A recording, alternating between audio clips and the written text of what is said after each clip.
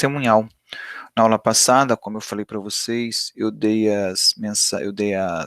os aspectos gerais, né, da prova testemunhal. Hoje a gente entra especificamente na parte processual, como que se desenvolve, como que acontece essa prova testemunhal, beleza? Bom,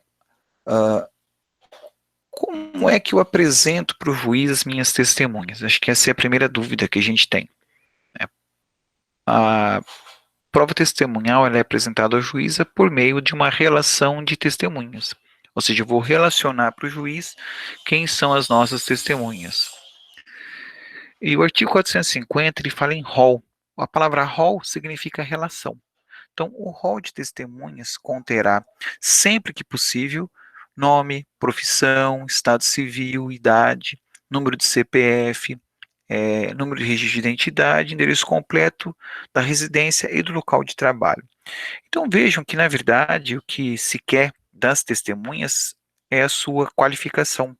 Da mesma forma que a gente qualifica o autor, qualifica o réu, é claro que uma qualificação um pouco mais detalhada, porque ela pede aqui o número, a idade. A idade é importante, que a gente viu lá a questão da incapacidade ou da capacidade civil para poder ser testemunhas. Então a idade aqui ela se torna primordial, enquanto na qualificação pouco importa, porque se a gente colocar no processo um relativamente incapaz, nós teremos que dar a ele um representante legal. Se a gente colocar um absolutamente incapaz, nós teremos que dar a ele um absolutamente capaz representante e o relativamente capaz um assistente. Então aí na qualificação a gente resolve. Agora aqui no rol não. Aqui no rol tem que colocar de fato a idade. Mas vejam que eu até destaquei aí em rosa sempre que possível. Se eu não conseguir todos os dados das testemunhas, não há problema. Agora eu tenho que ter pelo menos dois. Isso é obrigatório. Nome e o endereço. E dependendo da situação, nós vamos ver mais à frente que só o nome seria suficiente, se for o advogado que for trazer a testemunha para dar o seu depoimento. É claro que para aquela testemunha que a gente conversa com ela antes, ela vem até o escritório, a gente troca uma ideia, fica fácil, é só pedir para ela, ó, me dá aí os seus dados. Agora, quando eu coloco aqui só o nome e o endereço, é para aquela testemunha que a gente não sabe bem, não é que não sabe, você sabe quem é ela, mas não tem todos os dados dela. Por exemplo, uma pessoa que estava lá no local do acidente de trânsito e como eu já vi acontecer, pessoal, eu vi o acidente, precisa de uma testemunha, está aqui o meu cartão. Lá tem o nome da pessoa e o endereço dela. Eu já fiz isso umas 2 ou 3 vezes. Então você não vai ter todos os dados, mas basta colocar o nome e o endereço que é suficiente para que o juiz possa mandar intimá-la. Insisto, se tiver todos os dados, melhor. Mas se não tiver todos os dados, tiver só o nome e o endereço, fique tranquilo, você pode colocar essa pessoa como sua testemunha sem nenhuma dificuldade. Afinal de contas, ninguém se escusa de colaborar com o Poder Judiciário, ok? Avançando. Agora, que momento, né, quando é que eu apresento esse rol de testemunhas? Aqui a gente tem que buscar um pouco do conhecimento que a gente já teve, né, a aula que a gente já teve lá atrás. Então, a gente tem aqui, ó, o 357, parágrafo 3º, que diz assim, se a causa apresentar complexidade em matéria de fato ou de direito, deverá o juiz designar uma audiência de saneamento, né, para que o saneamento seja feito em cooperação com as partes. Oportunidade em que o juiz, se for o caso, convidará as partes a integrar ou esclarecer suas alegações. Então, lembra lá do saneamento? Então, olha o que acontece. Caso tenha se determinada a produção de prova testemunhal, o juiz fixará um prazo comum não superior a 15 dias para que as partes apresentem o rol de testemunhas. Então, o parágrafo 4º é para aquela situação em que o juiz faz o saneamento que a gente fala saneamento em gabinete, né? Ele traz o processo para si e lá no processo como é que eu vou dizer? Ele traz o processo para ele e dá um prazo para a pessoa apresentar o rol das suas testemunhas, ok? Então ele dá um prazo ali não superior a 15 dias. Ele pode estabelecer 5, 10, 15 dias o prazo que ele, juiz, entender que é possível para que esse rol seja apresentado. Normalmente eles dão um prazo de 15 dias, normalmente, mas nada impede que ele faça num prazo inferior. Acontece que, na hipótese do parágrafo 3º, as partes devem levar para a audiência o rol de testemunhas. Ou seja, se ele marcar a audiência para sanear o processo, o advogado tem que levar já na sua algibeira, né, levar no seu bolso, o rol das suas testemunhas. Então, essa é a oportunidade, ok? Então, marcada a audiência de saneamento, é na audiência que essas testemunhas são apresentadas. Então, tomar muito cuidado, né? O advogado tem que tomar muito cuidado de se lembrar disso. Marcou a audiência, tem que levar as testemunhas, porque senão há o risco do juiz declarar a preclusão e falou, ó, não pode mais ser apresentado, era aqui o momento oportuno, ok? Contudo, uma observação que eu fiz para outra turma e faço para vocês, se os dois advogados concordarem, nada impede que na audiência o juiz dê um prazo para que essas testemunhas sejam apresentadas. Então, ao invés de levar na hora, o juiz pode marcar um prazo para que a parte apresente. Não é comum, mas não há nenhum tipo de sanção, porque cabe ao juiz definir a questão probatória. Ok? Então, gravem. Se é saneamento em gabinete, o juiz marca um prazo de até 15 dias. Se é saneamento em audiência, os advogados têm que levar o nome dessas testemunhas, ok? Quantas testemunhas? A gente já viu, né, o número máximo de testemunhas são 10 testemunhas para o processo, sendo que 3 testemunhas para cada fato. Isso é algo mais difícil de se aferir, né? A gente só vai saber efetivamente que a testemunha vai depor quando ela estiver efetivamente falando, quando ela estiver efetivamente depondo ali ao juiz. Mas o número limite é 10. Dificilmente a gente encontra mais do que 4, 5 testemunhas no processo. É muito raro. No processo civil, pelo menos. Em processo criminal, às vezes tem um pouco mais. Me lembro aqui de um caso, não me lembro se é o Michel Temer ou se foi o presidente Lula, que num dos processos criminais, um pouco diferente, né? Nos processos criminais rolou, acho que 89 testemunhas, algumas delas, inclusive, fora do país. Aquilo é óbvio, né, embora os advogados neguem, talvez até possa estar errado no que eu vou dizer agora, mas quando o réu, não importa quem seja, quando o réu coloca muitas testemunhas fora do país, tem uma forma de dificultar a oitiva de ganhar tempo no processo criminal. Né? O tempo no processo criminal vale ouro, digamos assim. Então, é estratégia. No processo civil, não. No processo civil, são 10 testemunhas no máximo. E detalhe, o juiz ainda pode limitar a quantidade dessas testemunhas. Nunca vi juiz nenhum fazendo isso, tá? Nunca vi juiz limitando o número de testemunhas. Até para evitar cerceamento de defesa, né? Para evitar que a parte alegue cerceamento de defesa, o juiz não cria muito obstáculo, não cria muito embaraço para a quantidade de testemunhas. Então, ele deixa a parte apresentar ali quantas ela queira. É óbvio que durante a audiência de instrução, quando eu vou ouvir as testemunhas, entrou a primeira testemunha, falou, falou, falou. Entrou a segunda, repetiu, né? Falou as mesmas coisas que a primeira. Aí, quando vai ouvir a terceira, o juiz pergunta, doutor, a terceira testemunha vai trazer algo novo ou só vai reprisar, né, reforçar aquilo que as duas primeiras falaram?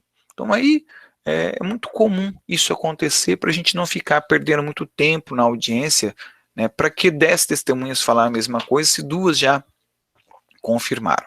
Ok? Então, essa é a peculiaridade que nós temos da nossa prova testemunhal. Agora, o que nós temos que tomar cuidado é o seguinte: depois de apresentado o rol de testemunhas, eu não posso ficar mudando esse rol. Então, eu tenho que pensar bem antes de pôr o nome. Depois que eu informei ao juiz quem são as minhas testemunhas, houve a preclusão do ato, o que vale dizer, só vou poder trocar a testemunha se ela vier a falecer. Então, se a testemunha falecer, eu vou poder colocar outra para substituí-la, para não perder ali o meu número de testemunhas. Mesma coisa acontece em enfermidade. né, a testemunha está hospitalizada, está doente, não está em condições de vir em juízo, eu posso pedir a substituição dessa por uma outra. Então, morte, enfermidade, ou a terceira hipótese, se a testemunha, digamos assim, sumiu. Eu não consegui encontrar essa testemunha. Se essa testemunha se mudou de endereço e eu não sei o novo endereço dela. Nesses três casos, eu posso trocar a minha testemunha. Fora isso, as testemunhas que foram apresentadas são testemunhas, digamos assim, imutáveis. A gente não consegue mudar essa testemunha. Ok? Mais um pouquinho. E o juiz? O juiz da causa pode ser arrolado como testemunha? Vejam, juiz é uma pessoa como outro qualquer. Vai à feira, vai ao mercado, vai a shopping. E ele pode presenciar alguma discussão, alguma coisa, um acidente, algo que venha a juízo. Imaginemos que ele está ali na esquina do fórum, né, está indo trabalhar, na esquina do Deville com o McDonald's e vê um acidente de trânsito, alguém furou o semáforo, alguém atropelou outra pessoa, ele viu aquilo. Por coincidência do destino, o processo foi distribuído à sua vara civil, né. Nesse caso, a parte até pode arrolá-lo como testemunha, mas aí tem duas consequências. A primeira, se ele realmente viu o acidente, se ele realmente é importante o seu depoimento, ele vai se declarar impedido. Ele não vai poder julgar aquele processo, ok? Então ele deixa de ser o juiz para ser uma testemunha. O processo vai ser encaminhado para um outro colega, para um juiz que vai substituí-lo naquele processo. Agora, um aspecto interessante é esse aí do que está em verde, ó. Vedado a parte que eu incluo no rol desistir de seu depoimento. Isso é para evitar que, de repente, tem um juiz ali, eu acho ele muito duro, um juiz muito carrasco, não quero ele julgando o processo, eu arrole ele como testemunha, ele viu o fato, ele fica como testemunha e aí eu desisto, né? Troquei o juiz, não quero mais ouvir. Não, isso não é possível. Se eu arrolei o juiz da causa, ele se deu por impedido, o seu depoimento, a parte não vai poder desistir do seu depoimento. Ok? Então, primeira situação, se de fato o juiz presenciou. A segunda situação é se ele não presenciou. Se ele não presenciou, por óbvio, ele manda excluir o seu nome do rol de testemunhas e o processo vai seguir com ele normalmente. Então, recapitulando mais uma vez, se ele presenciou, ele atua como testemunha, ele sai do processo. Se ele não presenciou, ele não atua como testemunha e ele continua no processo. Perfeito? É raro acontecer, né? Muito raro. Eu até hoje vi isso acontecer, acho que uma vez.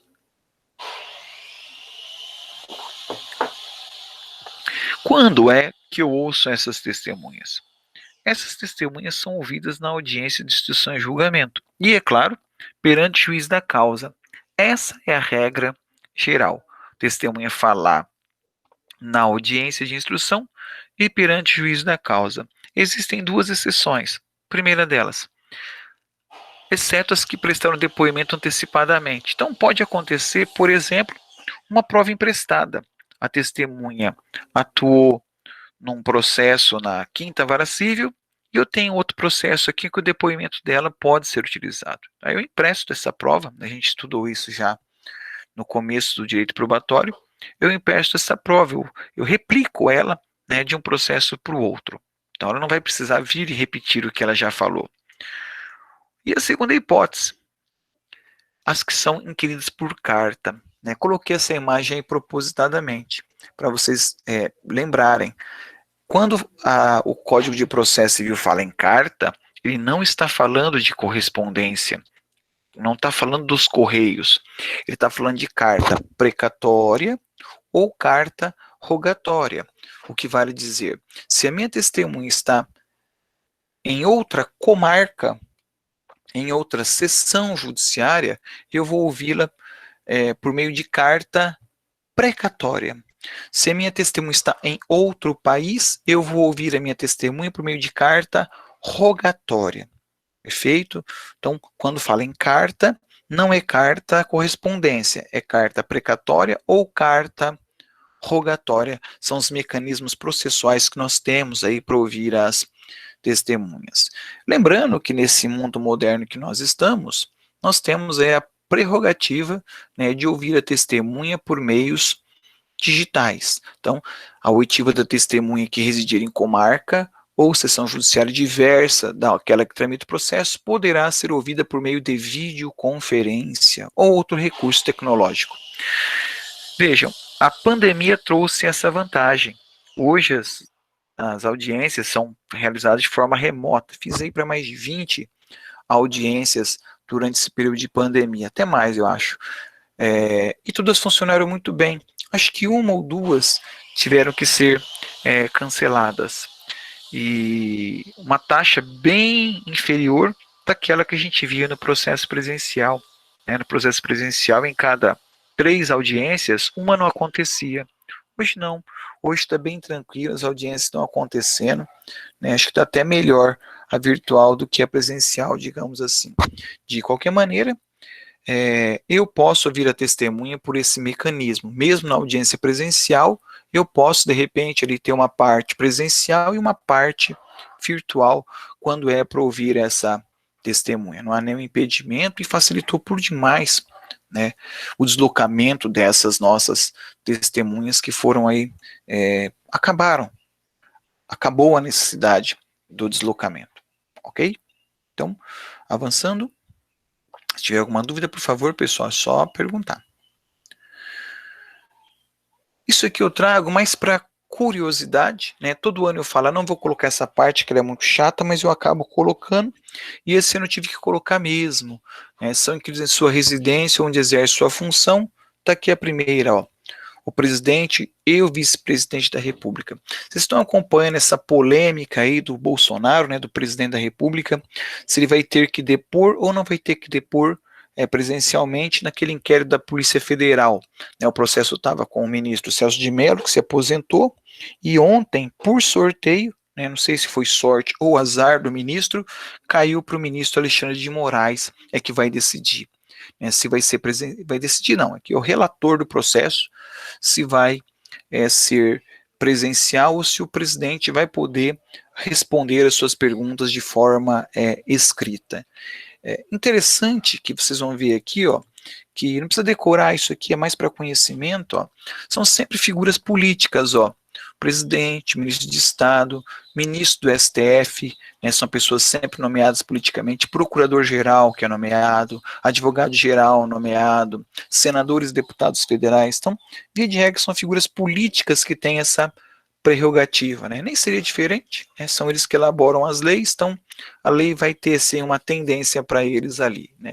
Críticas à parte, eu particularmente não vejo problema que essas grandes autoridades do país tenham algum, digamos assim, prerrogativa, tenham uma oitiva diferente. Afinal de contas, nós vamos ver como é que se dá essa oitiva daqui a pouquinho. São pessoas que, teoricamente, são muito ocupadas e, teoricamente, estão preocupados com o interesse do Estado, estão preocupados com os nossos interesses.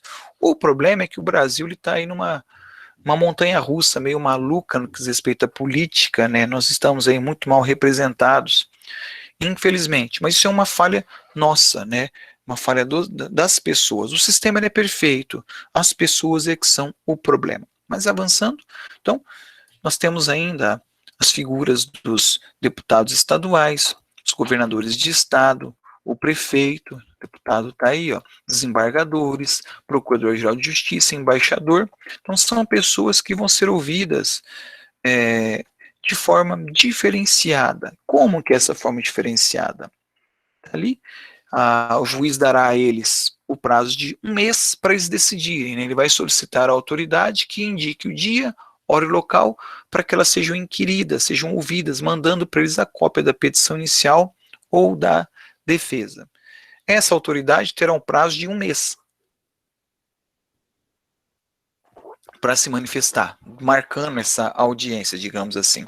Se ele não se manifestar, aí sim o juiz vai marcar dia e horário, preferencialmente na sede do juízo, para ouvir essa autoridade.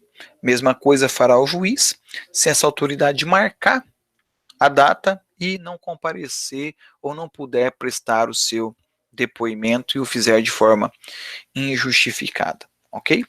Como eu disse, isso aqui era mais para conhecimento, mais para a gente saber ali que algumas autoridades têm uma prerrogativa distinta, têm uma tratativa diferenciada no que diz respeito à testemunha. É uma observação. O problema todo, a dúvida que gira em questão do nosso presidente da República, é que ele não está sendo chamado na qualidade de testemunha. Ele está sendo chamado na qualidade de investigado, na qualidade, digamos assim, de réu. Então daí está a polêmica. Ele tem esse benefício ou ele não tem esse benefício? Então, se fosse testemunha, não haveria dúvidas, não haveria problemas. Ele teria ali toda a condição de ser ouvido aonde ele quisesse. Mas, como é na qualidade de réu, aí a coisa fica um pouco diferente. Vamos aguardar aí, né, o que o STF vai decidir nos próximos dias ou meses, quiçá anos, sobre essa questão. Ok? Uma questão tão boba, né? E está se perdendo um tempo imenso no processo para decidir apenas isso. Mas, enfim, né, são os percalços aí do direito processual do nosso país. Avançando.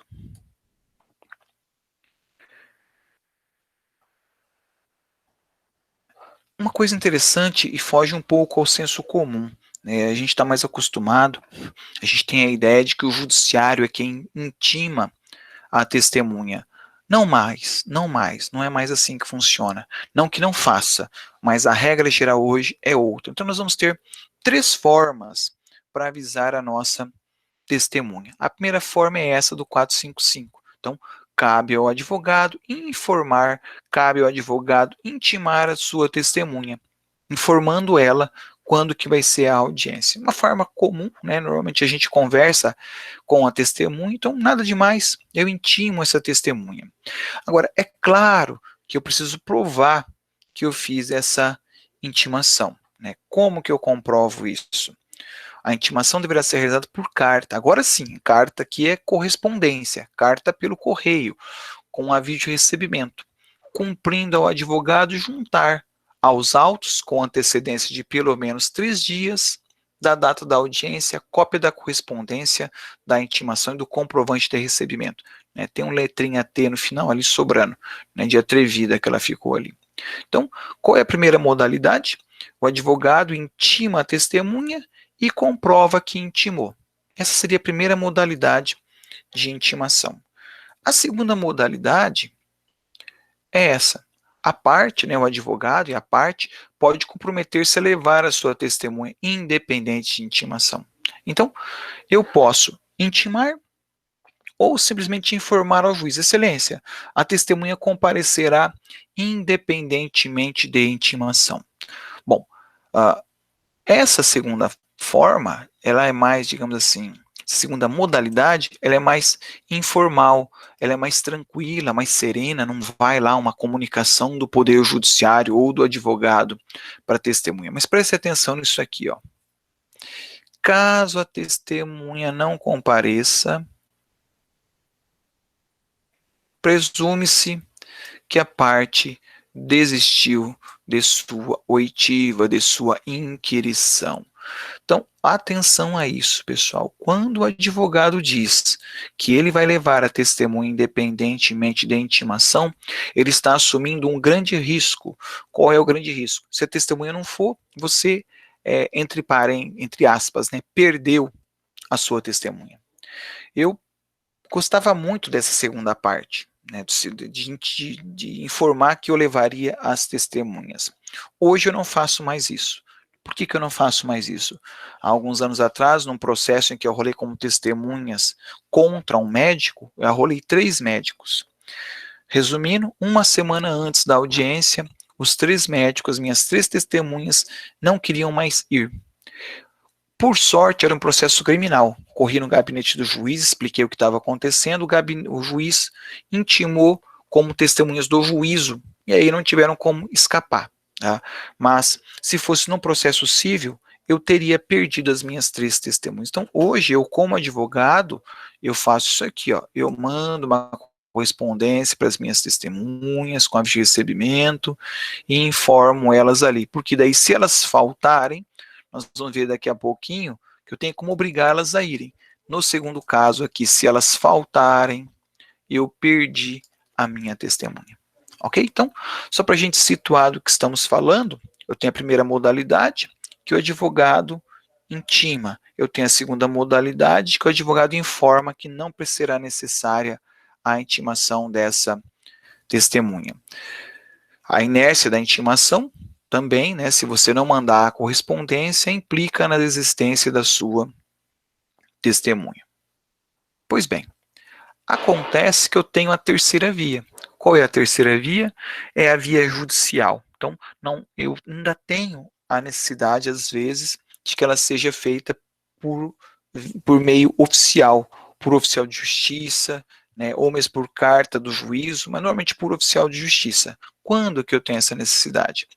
Frustrada a intimação do primeiro, quando eu mando a correspondência e mudou, se deu alguma coisa errada na correspondência. Segundo, se a necessidade for devidamente demonstrada para o juiz. Então, informa o juiz que eu preciso da via judicial e vai autorizar via de regra. Ou nessa terceira forma, quando for servidor público ou militar, que não deixa de ser um servidor público, né? Então, o juiz requisitará ao chefe da repartição ou ao comando para que essa testemunha compareça. E por fim, né, quando as testemunhas forem do Ministério Público ou da Defensoria. Nesse caso, quem tem a obrigação de intimar é o Poder Judiciário. Perfeito? Ah, e por último, estava me esquecendo aqui, das testemunhas do 454, que é lá o presidente da República, o desembargador, o ministro, o governador, o prefeito, essas pessoas serão também intimadas por via judicial. Então, estas são as três modalidades que nós temos de intimação, digamos assim.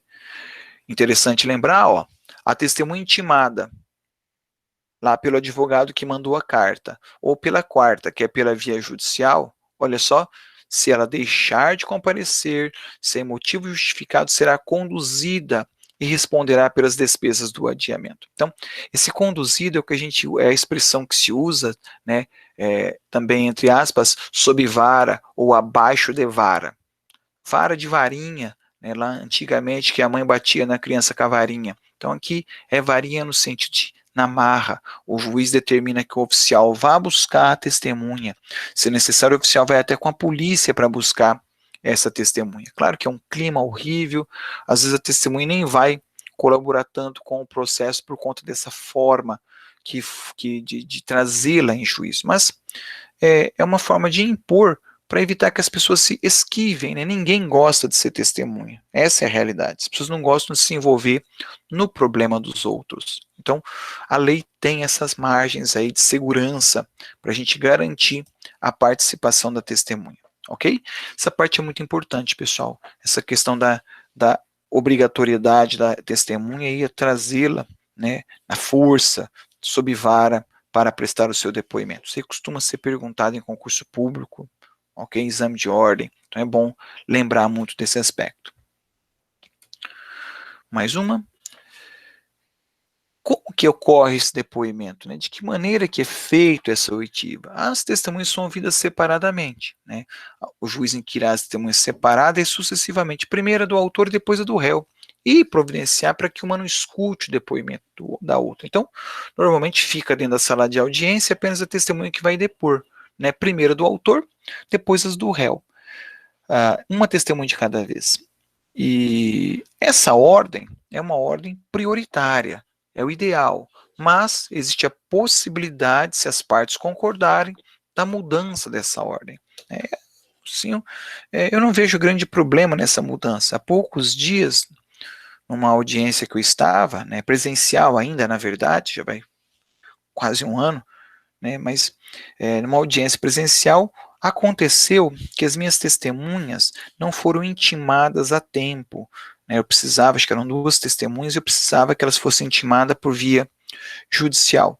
Elas não foram intimadas, no oficial de justiça não conseguiu encontrá-las. Mas as testemunhas do réu estavam todas lá. Então, o juiz propôs, eu concordei em ouvirmos primeiro as testemunhas do réu e depois as do autor.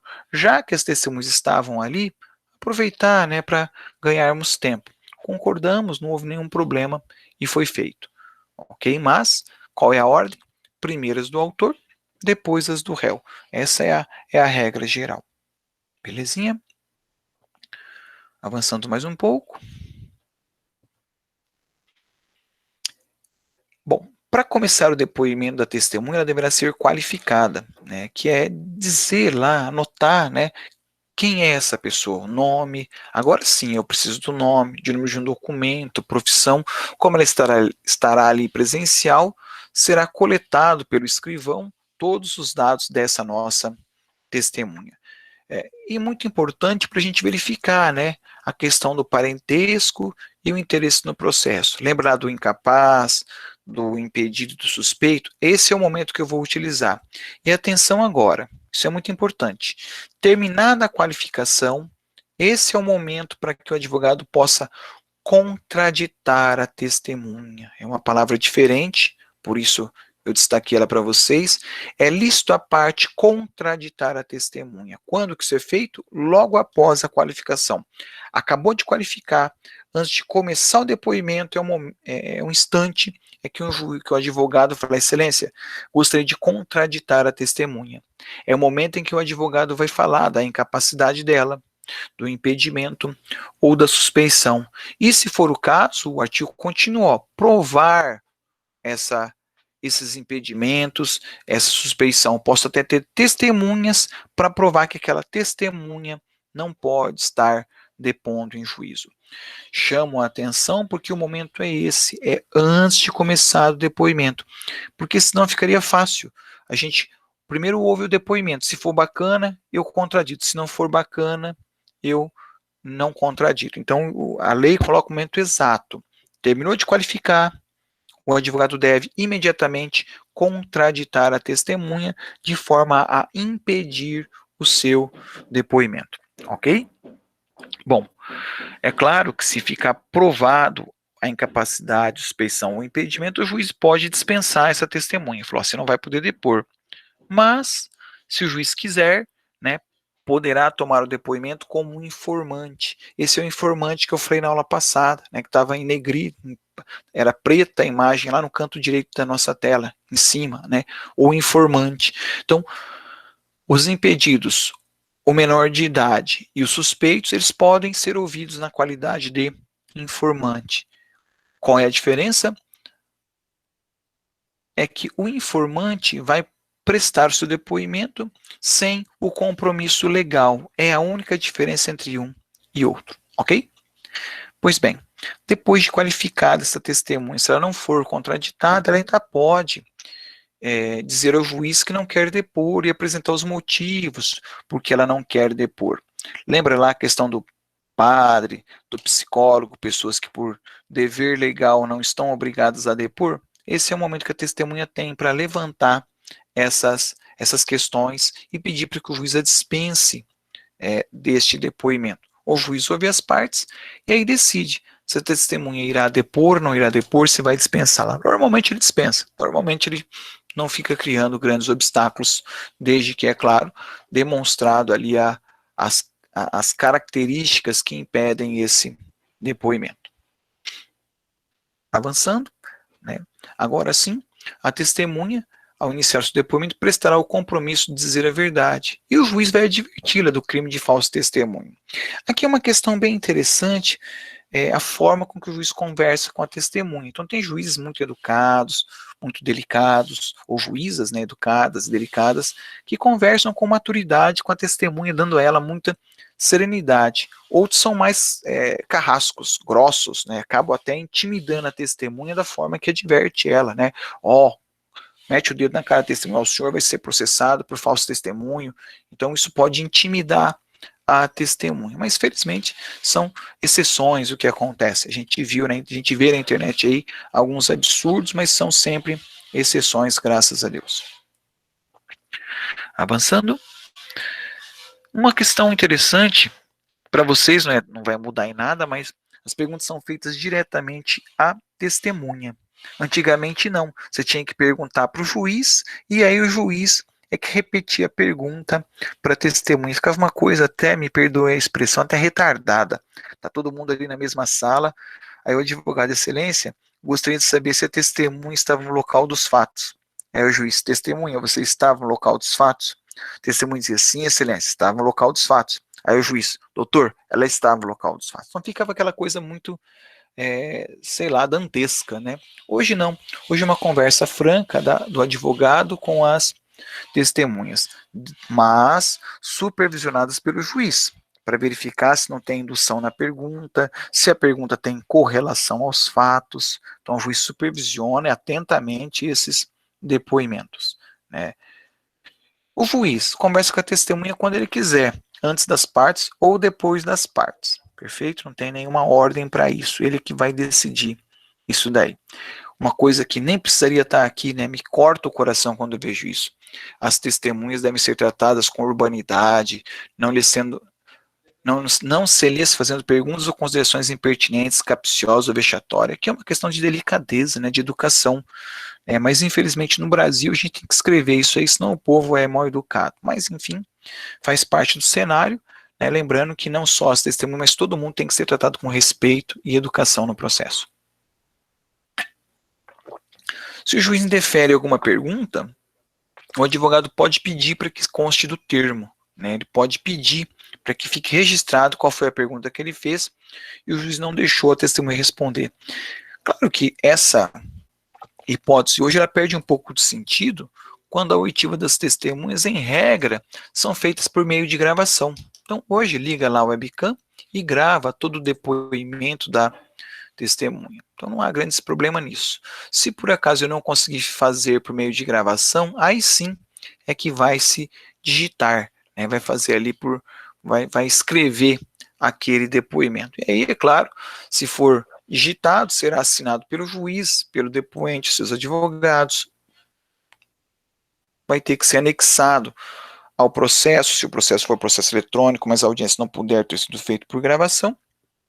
Então, é a peculiaridade ali da coisa. Via de regra, são gravadas. Felizmente, aí a gente ganha tempo, é mais rápido, né? Não fica tão demorado, você não tem que editar, escrever, então fica bem, bem cansativo, ok? Mas hoje, como é gravado, não tem tanta necessidade de ficar colocando a pergunta que foi indeferida pelo juiz, porque a pergunta em si ficou lá gravada durante o depoimento.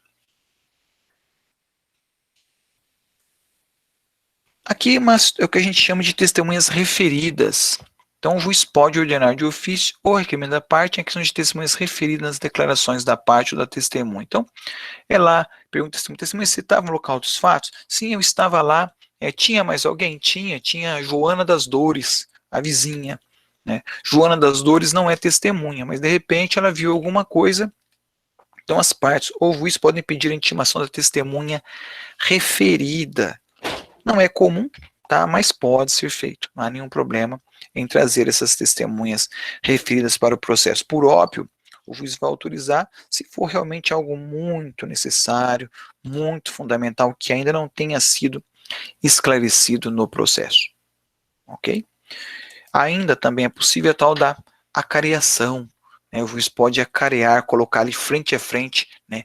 A acareação vem de cara a cara. Colocar ali à frente para que elas possam tratar. Então, os acareados serão perguntados para que eles expliquem as divergências entre os seus depoimentos. Isso é uma coisa também rara de acontecer, mas tá aí, é uma oportunidade. Né? A acareação também, voltando àquele inquérito do presidente da República lá, com a Polícia Federal e o ex-ministro, ex-juiz Sérgio Moro, também há uma discussão lá de se haverá ou não uma acareação entre o presidente e a época seu ministro Sérgio Moro. É uma polêmica que está lá instaurada para que o STF e o doutor Alexandre de Moraes, ministro, resolva isso aí. A acareação também pode ser feita por videoconferência, não há nenhum problema. Né? Hoje o meio tecnológico ele está bem tranquilo, né? As pessoas estão se adaptando cada vez mais a isso. Embora exista muita diferença no país, pessoas sem acesso à internet ainda, mas a maioria das pessoas, felizmente, tem tido esse acesso. Ok? Terminando, a testemunha pode requerer o pagamento das despesas que efetuou para o comparecimento à audiência, né, devendo a parte pagá-la logo que é arbitrada ou depositar em cartório em 3 dias. Isso aqui é uma coisa que as testemunhas nem sabem, coitadas, mas elas têm direito. Então você pega uma diarista, um Uber, Pessoa que trabalha, que ganha ali no seu dia a dia de trabalho, digamos assim, ela tem direito a ser indenizada pelo tempo de serviço perdido. Mas, como eu disse, via de regra, a testemunha nem sabe disso. Os juízes acabam não esclarecendo, as partes acabam não pagando. Mas, né, nós, como bacharéis, temos uma obrigação de saber que esse é um direito da testemunha. E se ela pedir, né, o juiz vai arbitrar e certamente a parte terá que depositar, pagar esse valor. Agora, eu tenho a testemunha empregada, né, carteira assinada. Então, o depoimento prestado em juízo é considerado serviço público, relevante, então ela não terá nenhum tipo de prejuízo. Ó.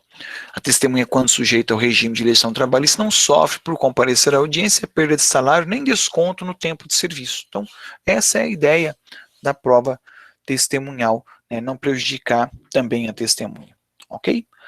Bom, pessoal, peço desculpa aí pelo barulho que nós tivemos na nossa aula de hoje, em razão das reformas da vizinhança, mas com isso a gente encerra aí mais uma prova, que é a nossa prova testemunhal. Então, fico aí aberto às perguntas que vocês porventura tenham, ou se não tiver pergunta, por favor, fiquem à vontade para ir lá responder o nosso formulário que já está disponível no nosso ambiente. Ok?